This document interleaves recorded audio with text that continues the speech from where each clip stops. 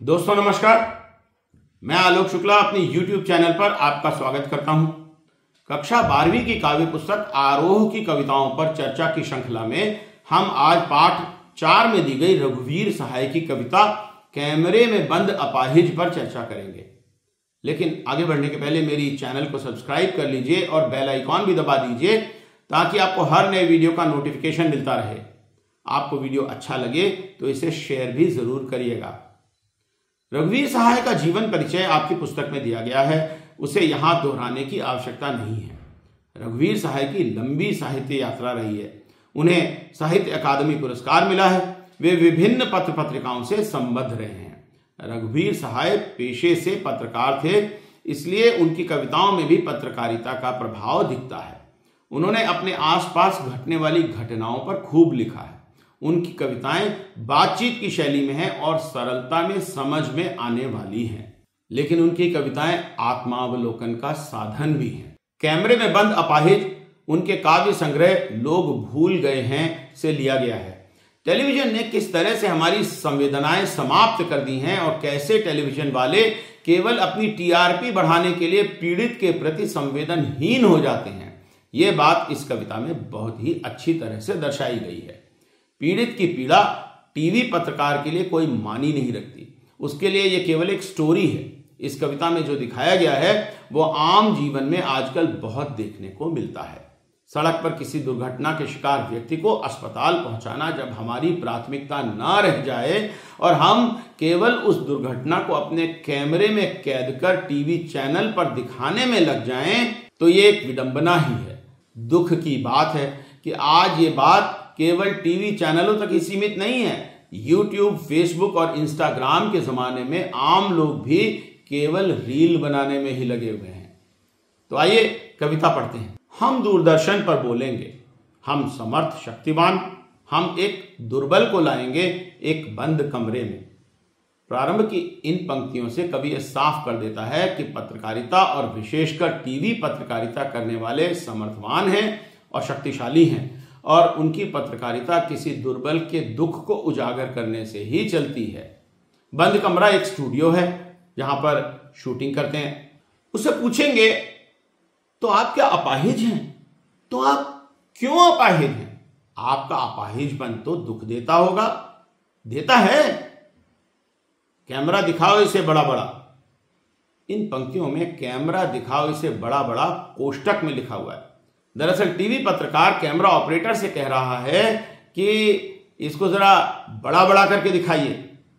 इसके पहले की पंक्तियों से शायद किसी को भ्रम हो जाए कि पत्रकार वास्तव में पीड़ित व्यक्ति की पीड़ा को समझना चाह रहा है, लेकिन कैमरा ऑपरेटर से उसके अपाहिजपन को बड़ा बड़ा दिखाने को कहने से यह बात साफ हो गई है कि पीड़ित का अपाहिज होना पत्रकार की संवेदनाएं नहीं जगा रहा है, बल्कि वो उसका अपाहिज होना दिखाकर दर्शकों की सहानुभूति के द्वारा अपनी टीआरपी ही बढ़ाना चाहता है। हाँ तो बताइए आपका दुख क्या है, जल्दी बताइए, वो दुख बताइए।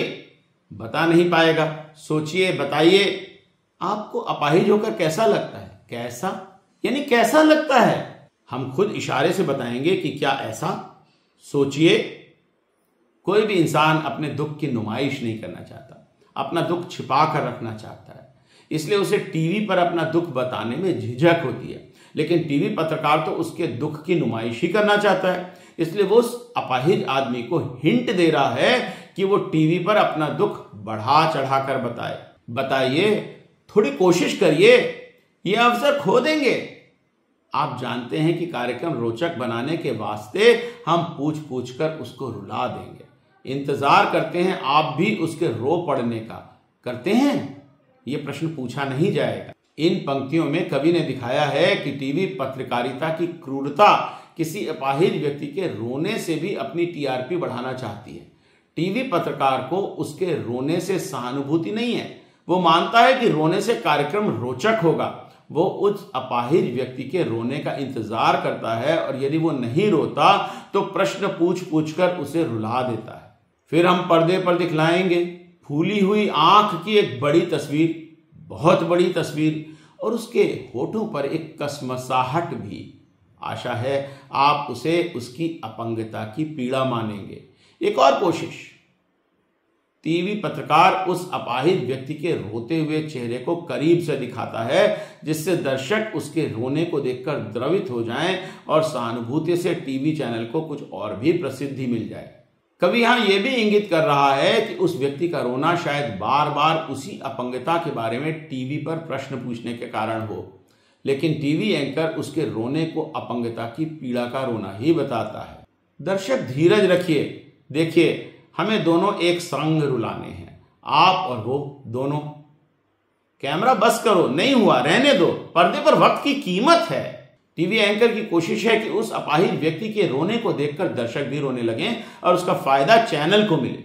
इसके लिए वो कुछ देर तक कोशिश करता है, लेकिन अगर फिर भी वो व्यक्ति नहीं रोता तो टीवी एंकर को दिखावे की सहानुभूति अब नहीं रह जाती, वो सहानुभूति गायब हो जाती है और वो कार्यक्रम को समाप्त कर देता है, क्योंकि उसे लगता है कि इस व्यक्ति के न रोने के कारण उसका समय बर्बाद हो रहा है। इतने समय में तो वो कोई और कार्यक्रम अपनी टीआरपी बढ़ाने के लिए कर सकता था। स्क्रीन टाइम की बड़ी कीमत होती है।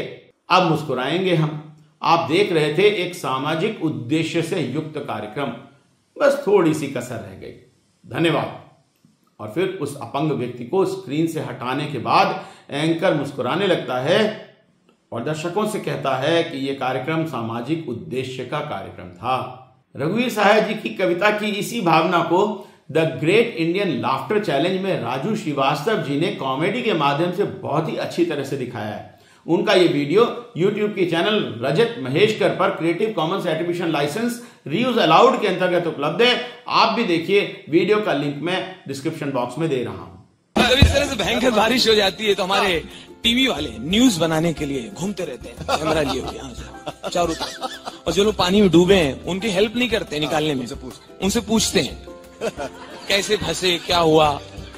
और कई बार जब पूछते हैं तो कैमरे की आवाज भी आती रहती है, वो न्यूज में दिखाई पड़ती है।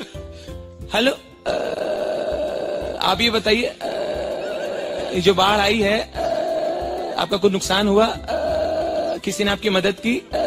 हाँ बोलिए बोलिए, हाँ बोलिए, डरिए मत बोलिए, हाँ बोलिए, हाँ बोलिए। अब सामने वाला बेचारा पहली बार टीवी के सामने घबराहट के साथ मर रहा है। साहब हम लोग ऐसे मतलब रात को हम लोग ऐसे बैठे रहे, हम गजोधर मिश्रा और यादव, हम लोग मतलब साहब हम लोग ऐसे मतलब रात को बैठे रहे तो गाने उन्हें गाते रहे, गाना बजाना चलता रहा। तो धीरे धीरे मतलब बारिश आना शुरू हो गया साहब। तो पानी हमने पहले हमारे पैर की उंगली में छुआ, बहुत मतलब ठंडा ठंडा लगता रहा। पप्पी ले रहा, धीरे धीरे साहब पानी बढ़ने लगा, मेरी धोती में घुसना शुरू हो गया। जैसे साहब मतलब पानी और ऊपर बढ़ा तो बहुत गुदगुदी लगता रहा। फिर साहब मतलब देखते देखते पूरे गांव में बाढ़ हो गया, पानी हो गया, बाढ़ पानी हो गया साहब। बाढ़ में हमारी बुढ़ी माँ डूब रही थी, हमारी बीवी डूब रही थी। गांव वाले बोले बुढ़ी माँ को बचाओ और तोहरी बीवी को तो कोई न कोई बचा ही ले।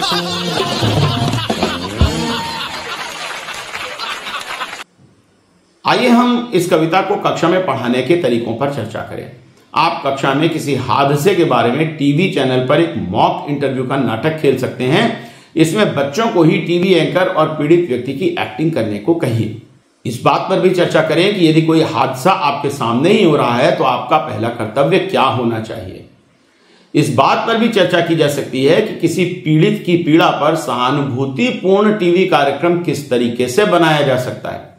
पीड़ित व्यक्ति की पहचान को छिपाने के लिए क्या किया जा सकता है और उससे किस प्रकार के प्रश्न पूछे जा सकते हैं जिससे घटना उजागर भी हो और पीड़ित व्यक्ति की पीड़ा बढ़े भी नहीं।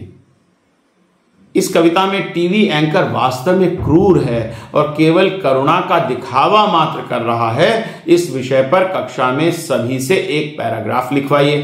क्या दर्शक इस प्रकार के कार्यक्रमों को रोकने के लिए कुछ कर सकते हैं? क्या सरकार कुछ कर सकती है? क्या पीड़ित की पहचान छिपाने के संबंध में कुछ कानून हैं? इन सभी विषयों पर चर्चा करिए। मुझे आशा है कि इस कविता को कक्षा में आप बहुत ही अच्छी तरह से पढ़ाएंगे। आपको यदि इस बारे में कोई सुझाव देना है तो कमेंट करके साझा जरूर करें। तो आज के लिए इतना ही। जल्दी फिर मिलेंगे आरोह की अगली कविता अगले पाठ के साथ। तब तक के लिए नमस्कार।